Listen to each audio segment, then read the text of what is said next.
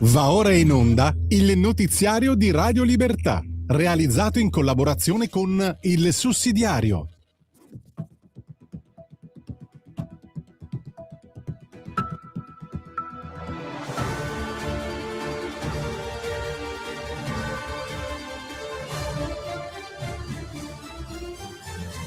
Buongiorno e benvenuti al TG di Radio Libertà, in collaborazione con il sussidiario.tv. In apertura, il ponte sullo Stretto supera un nuovo passaggio.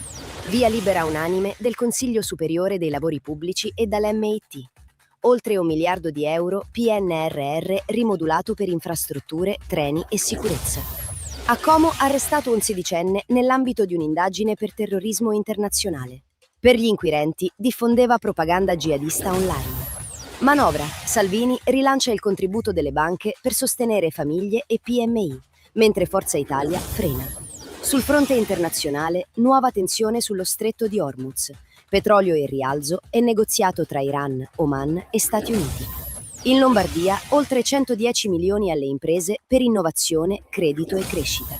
E il Veneto accelera sull'autonomia differenziata, con Stefani che punta ai primi effetti nel 2028. Questi i principali titoli. Ora il giornale con tutte le notizie e gli approfondimenti. Salvini, opere e ponte sullo Stretto. Arriva il via libera e 1 miliardo PNRR. Il ponte sullo Stretto supera un altro passaggio decisivo. Il Consiglio Superiore dei Lavori Pubblici ha dato all'unanimità il via libera alla fase successiva della progettazione esecutiva con prescrizioni tecniche. I cantieri non sono ancora partiti, serviranno la nuova delibera CIPES e il controllo della Corte dei Conti. Ma l'iter prosegue e Matteo Salvini incassa un risultato. Dall'MIT arriva anche la rimodulazione di oltre 1 miliardo di euro del PNRR, 576 milioni per la sicurezza idrica, 180 per 25 nuovi treni regionali, altri 180 per 35 stazioni e 108 milioni per diagnostica e sicurezza ferroviaria. Obiettivo: trasformare i fondi in infrastrutture e servizi. ISIS, arresto a 16 anni a Como. Jihad online, fermato un altro minore. A 16 anni ed è finito in carcere nell'ambito di un'indagine per terrorismo internazionale. L'operazione della polizia, coordinata dalla Procura per i minorenni di Milano, è partita da una segnalazione dell'AISI. Secondo gli investigatori, usava profili online per diffondere propaganda jihadista favorevole allo Stato islamico.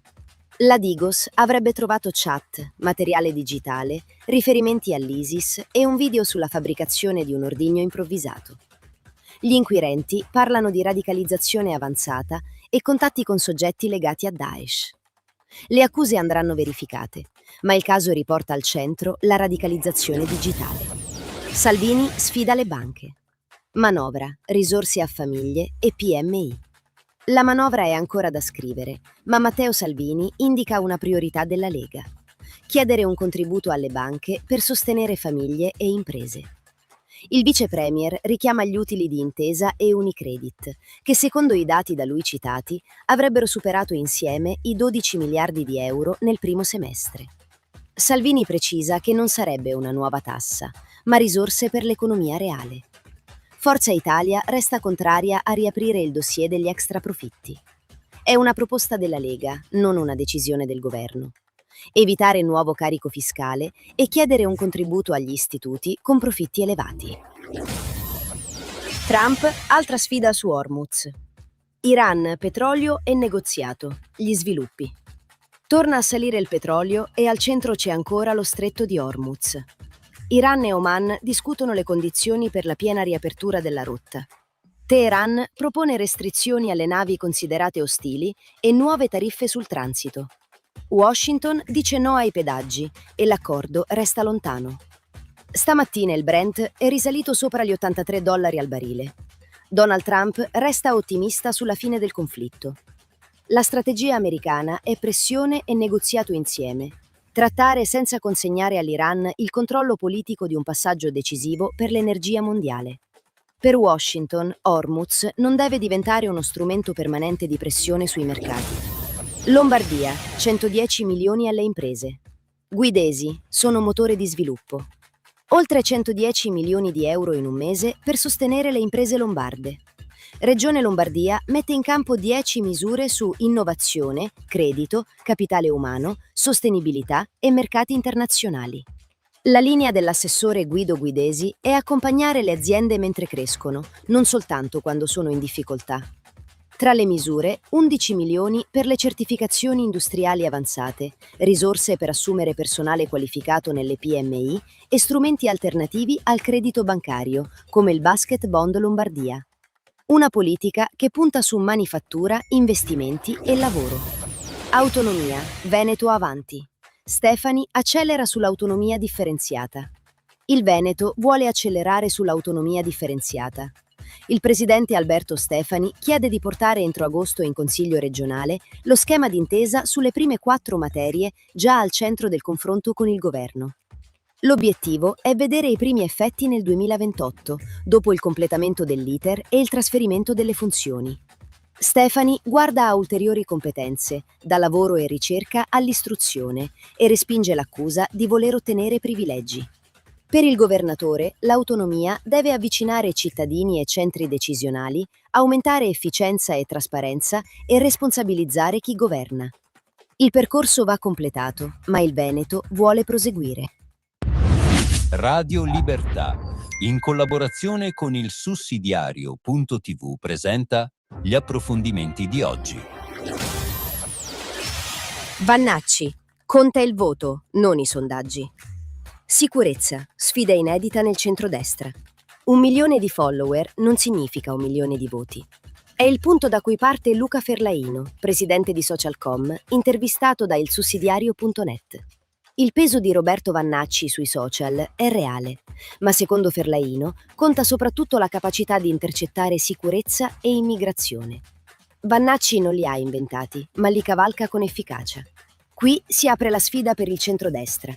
Chi governa può mostrare risultati su rimpatri, immigrazione clandestina, sicurezza nelle città e carovita.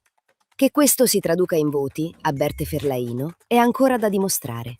La risposta non può essere inseguire Vannacci sulla provocazione, ma dimostrare risultati. C'è poi il nodo elettorale. Una parte degli elettori potrebbe chiedersi se disperdere voti a destra finisca per favorire Conte o Schlein. La rete misura il consenso. Le urne decidono chi governa. Germania, modello in crisi. L'Italia avanza in terra tedesca su treni e banche. Per anni Berlino è stata il modello europeo di industria, automobili, ferrovie e banche. Oggi quel modello mostra crepe. Alessandro Fontana, su ilsussidiario.net, parte dall'automotive. Volkswagen, Mercedes e BMW hanno rivisto al ribasso le previsioni per il 2026, mentre ristrutturazioni e tagli entrano nei piani dei grandi gruppi. Pesa anche la concorrenza cinese. Intanto alcune imprese italiane avanzano sul terreno tedesco. Italo prepara l'ingresso nell'alta velocità con 26 treni Siemens, opzione per altri 14 e un investimento indicato in 3,6 miliardi di euro. Sul fronte bancario, Unicredit consolida la propria posizione nella partita Commerzbank. Non sono risultati da attribuire al governo, ma segnali della capacità italiana di competere. La lezione politica è superare i complessi di inferiorità verso Berlino e giocare la partita europea senza subordinarsi ai vecchi modelli. E anche per questa settimana siamo arrivati alla fine del nostro appuntamento con l'informazione di Radio Libertà in collaborazione con il sussidiario.tv. Grazie per averci seguito. Vi auguriamo un buon weekend e vi ricordiamo che la prossima edizione torna puntuale lunedì. A presto! Avete ascoltato il notiziario di Radio Libertà.